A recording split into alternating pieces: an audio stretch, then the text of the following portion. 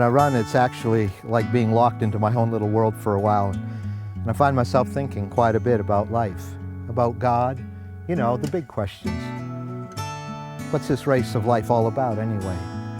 Where am I really going? And what about this runner's heart of mine? What if it stops beating? I mean, it will sometime. What then? And will I have regrets? And will I be happy with the race I chose to run?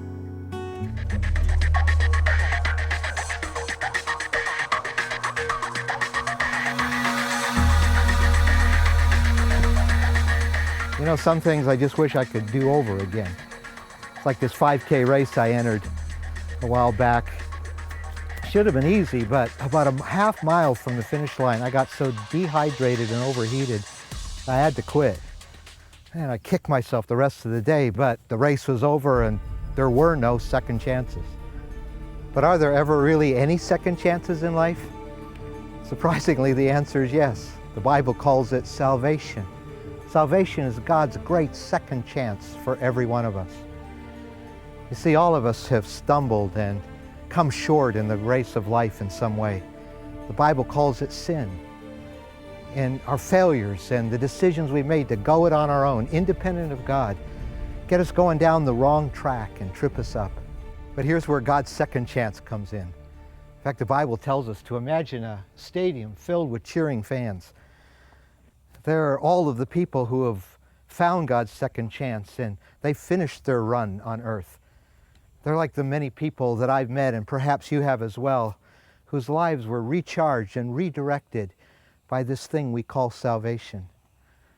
And the writer of Hebrews puts it this way to us.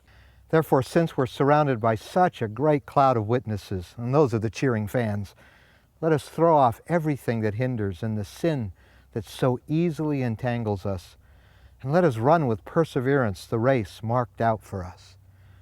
But the next verse, that's the really important one. For it says, fix your eyes on Jesus, the author and perfecter of our faith, who for the joy set before him, he endured the cross, scorning the shame, and sat down at the right hand of the throne of God. Jesus, he's the center of salvation.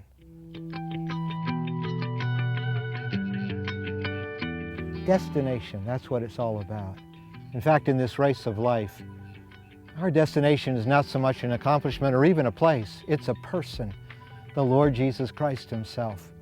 He is the finish line, as well as the one who gives us the breath it takes to get us there. It's Jesus who ran through the wall of shame and pain at the cross in order to die in our place, and through his shed blood to wash our imperfect record clean. He's the only one who offers us the free gift of forgiveness and invites us to start all over again. You see, that's really what salvation is all about, a new you. Do you realize how hard it is to get a new you all by yourself?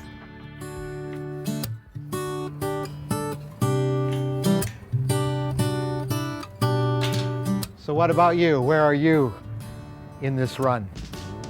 And where's it all going to end? You know, someday this runner's heart of mine is going to stop beating, and so is yours.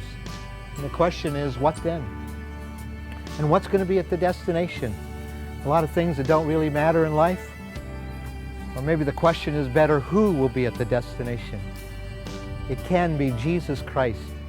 You see, Jesus died on the cross to take all of our sin, all of the guilt of our wrong choices and wrong directions in life.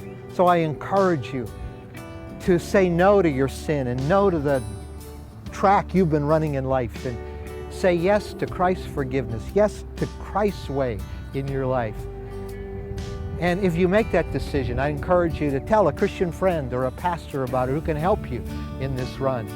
And I know that if you do make that decision, you will never regret starting this run towards Christ.